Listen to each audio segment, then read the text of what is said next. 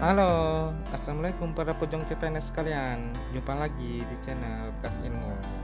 Pada video kali ini kita akan membahas mengenai bocoran soal-soal CPNS bidang tes wawasan kebangsaan atau TWK, lengkap dengan pembahasan cerdasnya.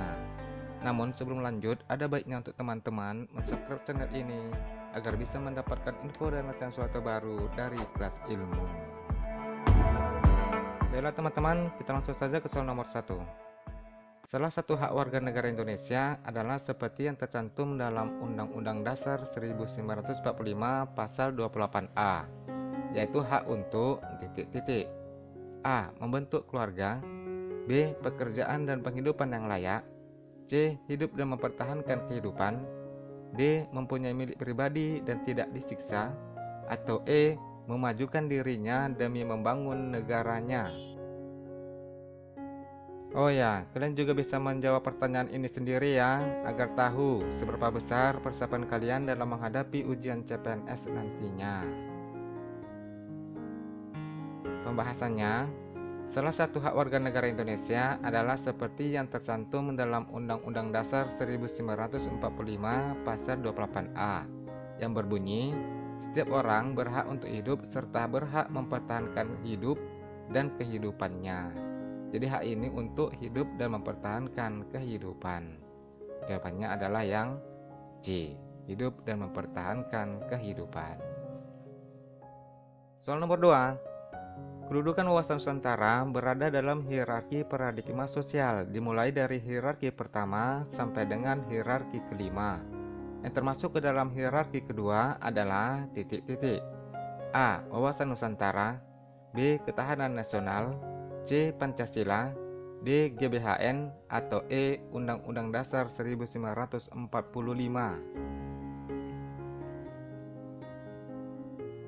Pembahasannya, kedudukan wawasan Nusantara sendiri berada dalam hierarki paradigma sosial, dimulai dari hierarki pertama, yaitu landasan ideologi atau Pancasila sebagai falsafah, dasar negara dan ideologi bangsa.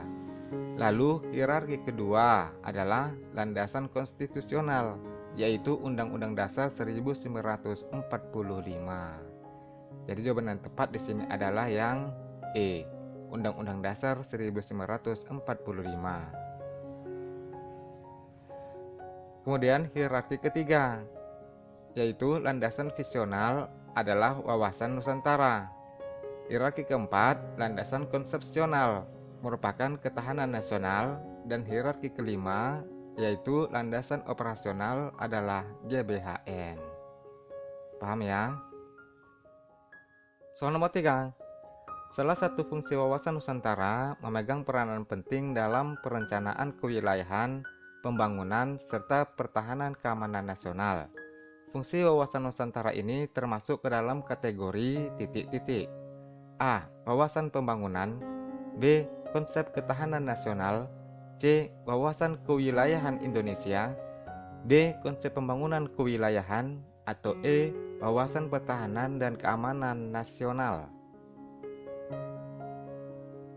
Pembahasannya, fungsi wawasan Nusantara terbagi ke dalam 4 kategori, yaitu yang pertama, wawasan pembangunan, yaitu dengan beberapa unsur di dalamnya seperti kesatuan politik, sosial politik, pertahanan serta keamanan negara, ekonomi, dan sosial ekonomi.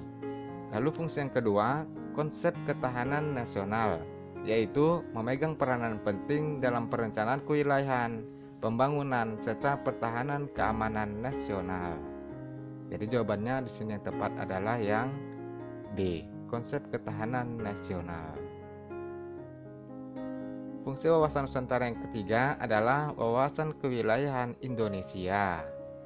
Ini termasuk pemahaman mengenai batas wilayah Republik Indonesia agar terhindar dari potensi sengketa dengan negara lain. Lalu yang keempat, fungsi wawasan Nusantaranya adalah wawasan pertahanan dan keamanan nasional.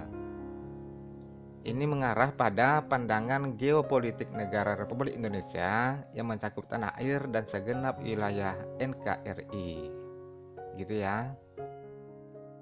Kita lanjut ke nomor 4. Penggunaan bendera negara merah putih untuk di lapangan umum berukuran A. 200 cm dikali 300 cm, B. 120 cm dikali 180 cm, C. 100 cm dikali 150 cm, D. 80 cm dikali 100 cm, atau E. 50 cm dikali 80 cm.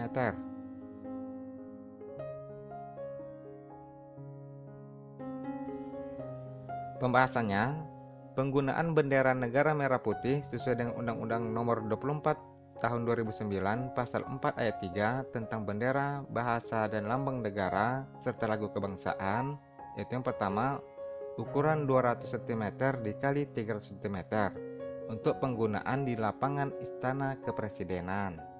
Lalu yang kedua, ukuran 120 cm dikali 180 cm untuk penggunaan di lapangan umum. Jadi jawaban yang tepat di sini adalah yang B, 120 cm dikali 180 cm. Lalu yang ketiga, ukuran 1 cm dikali 150 cm untuk penggunaan di ruangan, kapal, dan kereta api. Yang keempat, ukuran 36 cm dikali 54 cm untuk penggunaan di mobil presiden dan wakil presiden. Lalu ukuran 30 cm dikali 45 cm untuk penggunaan di mobil pejabat negara dan pesawat udara. Kemudian ukuran 20 cm dikali 30 cm untuk penggunaan di kendaraan umum, dan ukuran 10 cm dikali 15 cm untuk penggunaan di meja. Paham ya? Soal nomor 5. Salah satu prinsip penyusunan program pembangunan adalah pembangunan manusia. Prinsip ini diarahkan pada upaya titik-titik. A. Memperoleh akses ekonomi. B. Pelaksanaan kemajuan dan kemandirian. C. Penguatan sumber daya ekonomi setiap manusia. D. Mempertahankan dan meningkatkan martabat manusia. Atau E. Pelaksanaan otonomi pembangunan yang nyata di masyarakat. Pembahasannya, prinsip program penyusunan pembangunan sesuai dengan nilai-nilai kebangsaan, demokrasi, dan otonomi. Yang pertama, pembangunan manusia. Yang kedua, pembangunan ekonomi. Yang ketiga, pembangunan berkelanjutan. Yang keempat, pembangunan prasarana. Dan yang kelima, pembangunan kelembagaan. Pembangunan manusia adalah pembangunan yang memanusiakan manusia. Tujuan pembangunan manusia ialah meningkatkan, memperkuat visi pembangunan, meningkatkan daya saing manusia Indonesia, dan meningkatkan kualitas hidup. Maka, prinsip demikian diarahkan pada upaya mempertahankan dan meningkatkan martabat manusia. Jadi jawaban yang tepat di sini adalah yang D, mempertahankan dan meningkatkan martabat manusia. Soal berikutnya, nomor 6. Sepanjang sejarah Indonesia sampai kini, pemilu anggota Badan Legislatif telah diselenggarakan sebanyak titik-titik. A. 10 kali, B. 11 kali, C. 12 kali, D. 13 kali, atau E. 14 kali. Pembahasannya, pada awalnya pemilu dilakukan untuk mencari anggota DPR, DPRD provinsi, dan DPRD kabupaten. Sepanjang sejarah Indonesia telah diselenggarakan sebanyak 12 kali pemilu anggota Badan Legislatif, yaitu pada tahun 1955, 1971, 1977, 1982, 87, 92, 97, 99, 2004, 2009, 2014, dan 2019. Jadi jawaban yang tepat di sini adalah yang C, 12 kali. Sedangkan untuk presiden pada awalnya dipilih oleh MPR, baru pada pemilu tahun 2004 merupakan pemilu pertama di mana para peserta atau rakyat dapat memilih langsung presiden dan wakil presiden mereka. Soal nomor 7. Terhitung sejak tanggal gratifikasi tersebut diterima, penerima gratifikasi wajib melaporkan gratifikasi yang diterimanya kepada Komisi Pemberantasan Tindak Pidana Korupsi paling lambat A. 7 hari kerja, B. 10 hari kerja, C. 15 hari kerja, D. 21 hari kerja, atau E. 30 hari kerja. Pembahasannya, gratifikasi yang merupakan sebuah pemberian yang diberikan atas diperolehnya suatu bantuan atau keuntungan.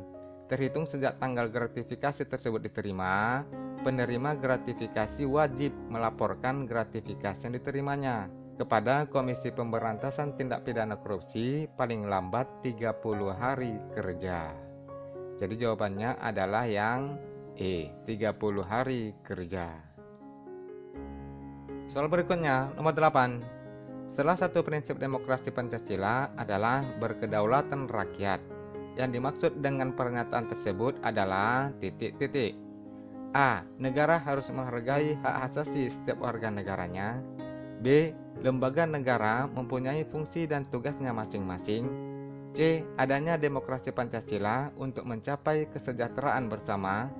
D. Negara harus mengutamakan kepentingan rakyatnya daripada kepentingan golongan. Atau E. Tujuan hendak dicapai dengan adanya demokrasi Pancasila yaitu keadilan sosial bagi seluruh rakyat. Pembahasannya, demokrasi Pancasila yang berkedaulatan rakyat adalah kekuasaan tertinggi ada pada tangan rakyat. Jadi prinsipnya rakyatlah yang memiliki kedaulatan, jadi bukanlah golongannya. Kedaulatan rakyat dibatasi dan dipercayakan kepada wakil rakyat yaitu MPR. Dalam hal ini DPR atau DPD dan DPRD. Jadi jawaban yang tepat di sini adalah yang D. Negara harus mengutamakan kepentingan rakyatnya daripada kepentingan golongan. Soal nomor 9. Salah satu peran Indonesia dalam penerapan politik bebas aktif dalam regional ASEAN dalam Perang Indochina ketiga adalah titik-titik. A. Menjadi wakil PBB dalam mediasi krisis Kamboja dengan membentuk UNTAED. B. Mengirimkan bantuan logistik dan obat-obatan untuk korban kekacauan di Kamboja. C. Menjadi mediator dalam konflik Kamboja dengan melaksanakan Jakarta Informal Meeting atau JIM. D. Mengirimkan pasukan Garuda untuk memukul mundur pasukan Vietnam yang menginvasi Kamboja. Atau E. Mengadakan rapat dengan anggota ASEAN lainnya untuk mengambil sikap dalam kasus krisis Kamboja. Pembahasannya, krisis Kamboja merupakan salah satu konflik yang berawal dari masalah internal negara Kamboja yang melibatkan kelompok pemberontak Khmer Merah pimpinan Pol Pot. Tetapi dalam kelanjutannya ada keikutsertaan Vietnam dalam krisis Kamboja. Menghadapi masalah tersebut, Indonesia selaku negara yang menganut prinsip luar negeri bebas aktif memilih melakukan tindakan yang menjadi mediator dalam kasus tersebut dengan melaksanakan Jakarta Informal Meeting atau JIM yang nantinya menjadi awal perdamaian kembali di Kamboja.